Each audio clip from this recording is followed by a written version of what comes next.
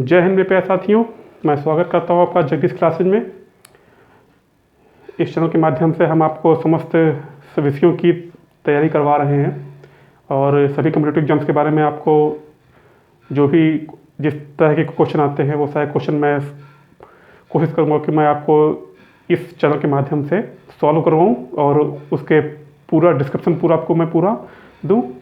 तो इसी क्रम में चालू करते हैं हम हिंदी। मैंने अभी पिछले वीडियो में आपको बताया कि हमने हिंदी साहित्य को कैसे हमने गद्य और पद्य में बांटा, ठीक है, और गद्य पद्य कहते किसको हैं, और समझाया मैंने कि बड़े काव्यों को प्रबंध काव्य, मुक्तक काव्य, ठीक है, और इस तक मैं बताया मैंने आपको, ठीक है। तो हम उसी क्रम में आपको हम आगे बताते हैं।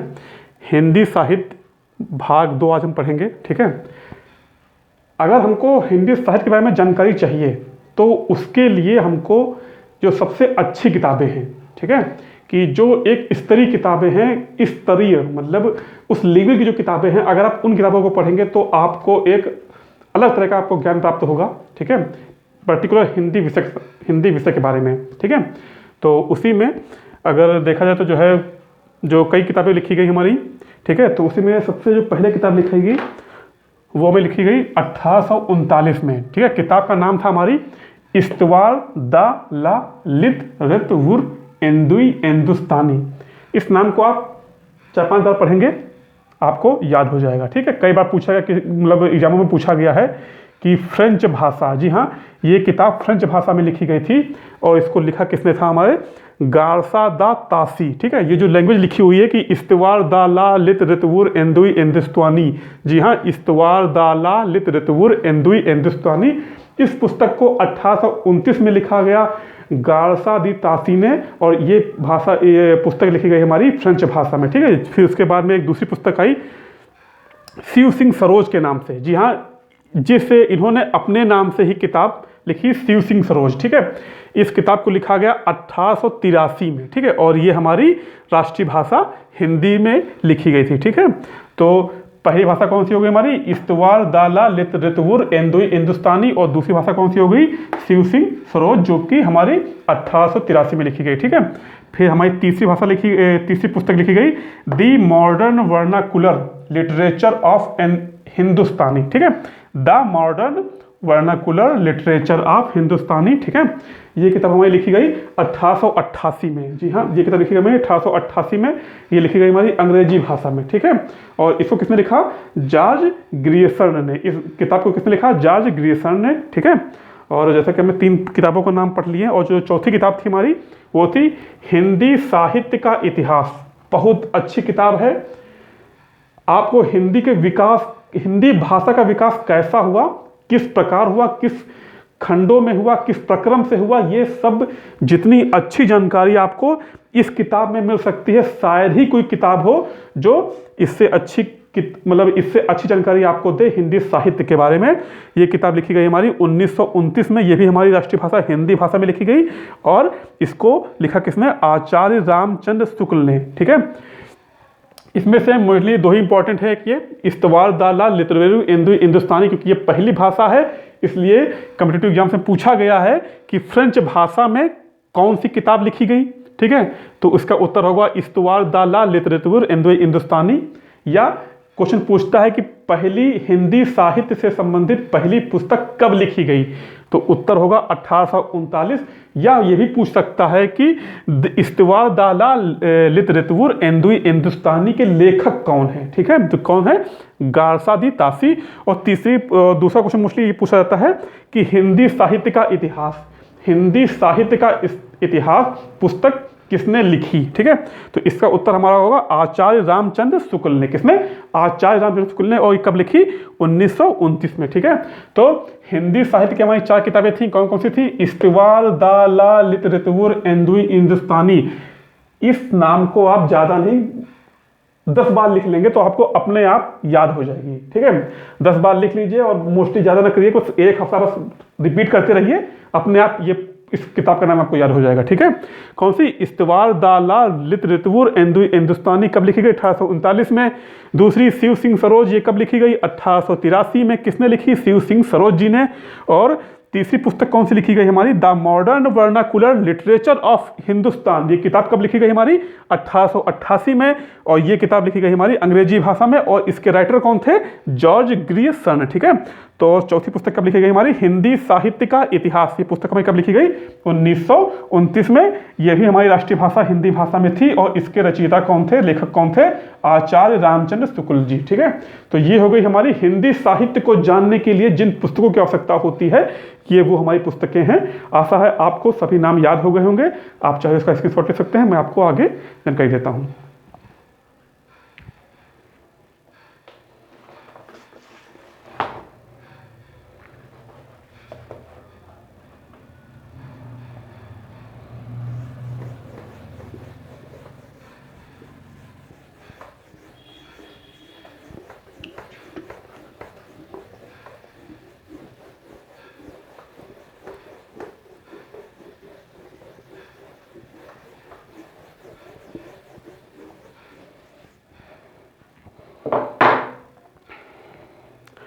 अब हम आपको पढ़ाते हैं हिंदी साहित्य के युग के बारे में, कि हिंदी साहित्य का विकास किस किस युग में कैसे कैसे हुआ। ठीक है। हिंदी साहित्य के युग,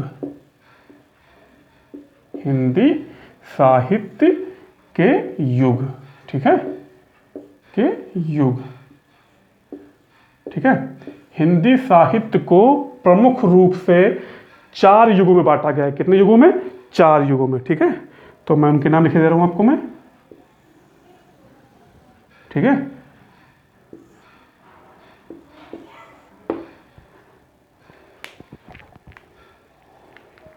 पहला हमारा आदिकाल। कौन सा? आदिकाल। पहला काल हमारा है आदिकाल। ठीक है। आदिकाल।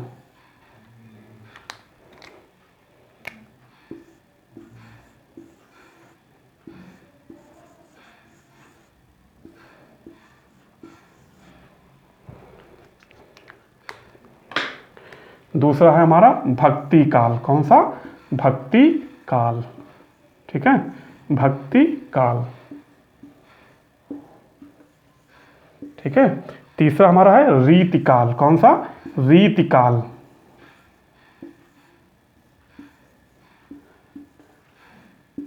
रीतिकाल। और चौथा कौन सा हमारा है? आधुनिक काल।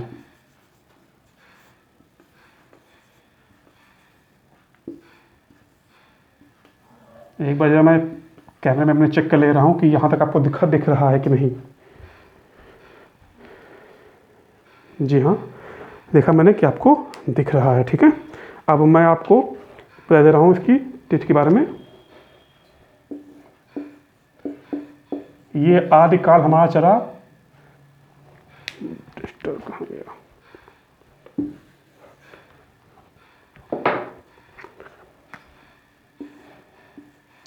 संवत 1075 से, ठीक है, 75 से 1375 तक। कब तक? 1375 तक। जी हाँ, ये इसका समय था। किसका? आपका आदिकाल का। ठीक है। ठीक है। तो आदिकाल का समय कब था? संवत 1075 से 1375 तक। ठीक है। और इसका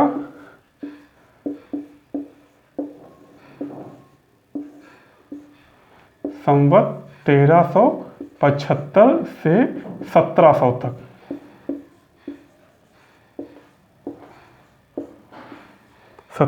तक। और हमारा तीसरा हमारा है रीतिकाल। कौन सा? रीतिकाल।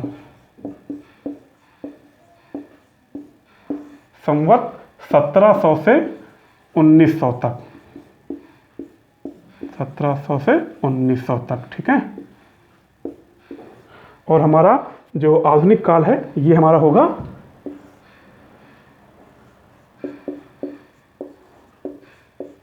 संवत 1900 से आज तक। ठीक है। 1900 से आज तक। ठीक है।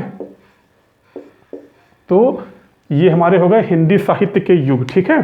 कौन कौन से युग? आदिकाल, भक्ति काल, रीतिकाल और आधुनिक काल। इनको याद करने का सबसे अच्छा तरीका मैं आपको बता दे रहा हूं। देखिए, सबसे पहले कौन थे? आदि मानव। तो पहला हमारा कौन सा हो जाएगा? आदि मानव। और अभी क्या चल रहा है? आधुनिक युग, आधुनिक। फिर दूसरा भक्ति, तीसरा कौन सा? आधुनिक युग।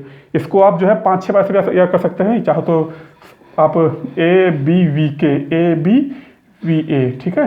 मतलब आधुनिक और भक्ति और रीति, अबरा, अबरा, ठीक है, अबरा, अबरा। इसको आप 10-15 बार लिखेंगे, ठीक है।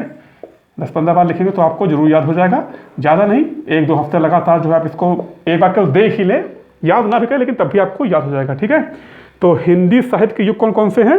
पहला युग है हमारा आदिकाल, जो कि चला हमारा संवत 1075 से 1375 तक। दूसरा हमारा काल है भक्ति काल, जो कि चला संवत 1375 से 1700 तक। और तीसरा काल हमारा है रीति काल, जो कि चला संवत 1700 से 1900 तक। और चौथा काल है हमारा आधुनिक काल, जो कि चला 1700 से 1900 से आज तक, ठीक है। तो हमने पहले पढ़ा कि हिंदी साहित्य को पढ़ने के लिए मतलब कितने भागों में बांटा गया था? पहले गद्य पद्य में बांटा गया, फिर हमने पढ़ा कि पुस्तकें, और आज हमने पढ़ा कि हिंदी साहित्य के कौन कौन से युग हैं, ठीक है। अब कल हम विस्तृत रूप से चर्चा किसकी करेंगे? अपने आदिकाल से, ठीक है। तो कल से हम जो हिंदी की श्रृंखला में भाग 3 में पढ़ेंगे हम आदिकाल के बारे में विस्तृत रूप से पूरी जानकारी। पहले फिर आदिकाल होगा, फिर भक्ति काल होगा, रीति काल होगा, आधुनिक काल होगा। आदिकाल कब से कब तक चला और इसमें कौन कौन से मतलब रचयिता थे, कौन कौन से लेखक थे।